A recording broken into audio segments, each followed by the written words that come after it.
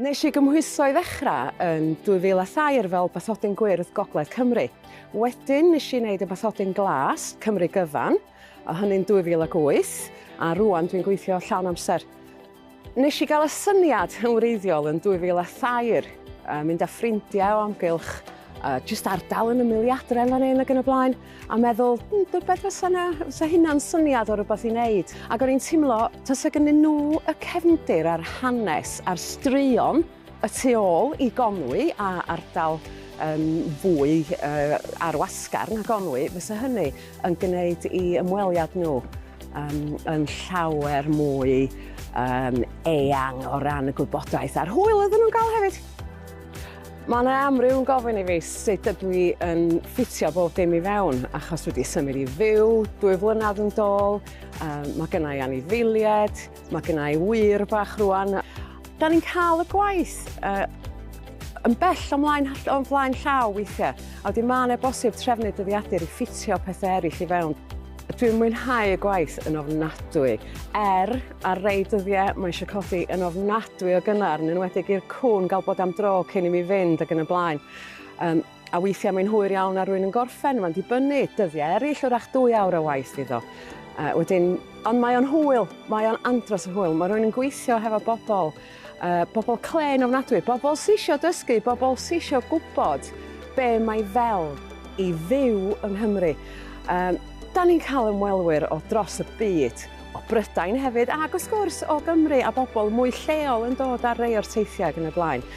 Ond fedrwch chi byth fod yn gwybod digon am eich ardal ac am y straeon, a wedyn mae o'n gweithio pa bynnag ydy'r bobl, a mae o'n andros o hwyl. Mae'r gwaith yn fendigedig o amrywiol, y gwahanol fath o deithiau mae rwy'n yn wneud, a'r bobl mae rwy'n yn dod ar ei draws. Wrach bod yna bobl sy'n dod o'r llonga, sy'n dod I fewn I Caergybi wrach, grwpiau wrach 30 o bobl ac yn mynd rownd gwahanol ardaloedd yn Eryri. Wrach mae grŵp yn dod I fewn I Castell Conwy neu Castell Caernarfon. Grwpiau ysgolion, mae hynny'n hwyl ofnadwy. Dwi'n meddwl yr iengad wedi wneud ydy rei 3-4 oed rownd Castell Conwy. Mae yna nifer o deithiau sy'n dod I fewn, a unigolion di'r hynny, wrach cwple, a dim mae'r gwaith, da chi'n newid yr ffordd da chi'n gwneud y gwaith yn ôl pwy ydy'r cwsmer lle.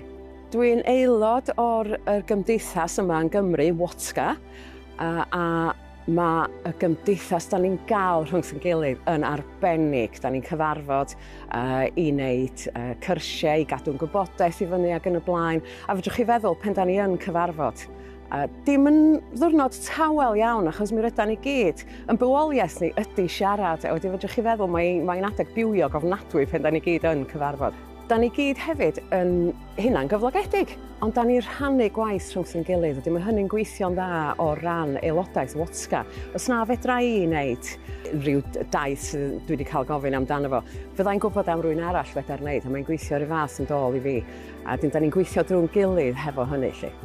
Os oes y rei ohonoch chi sydd â diddordeb, da chi wedi gwneud y cwrs llys genad wrach, a diddordeb mewn bod yn dywysydd, yn bendant, dechreuwch yn lleol.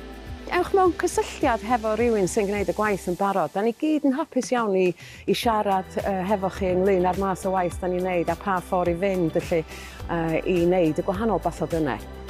Ydych chi'n cael golwg ar y wefan tywyswyr gorau Cymru. Mae yna lot o wybodaeth o fanna hefo rhywun sydd yn gwneud yr hyfforddiant ac yn y blaen. Dwi wedi gwneud yn ddiweddar hefo rhywun sydd rwy'n wedi dechrau gwneud bathodyn gwyrdd. A oedd hynny'n ddefnyddiol iawn jyst rhoi ongl wahanol o'r math o waith mae rwy'n yn wneud. Felly, mae o'n amrywiol ofnadwy.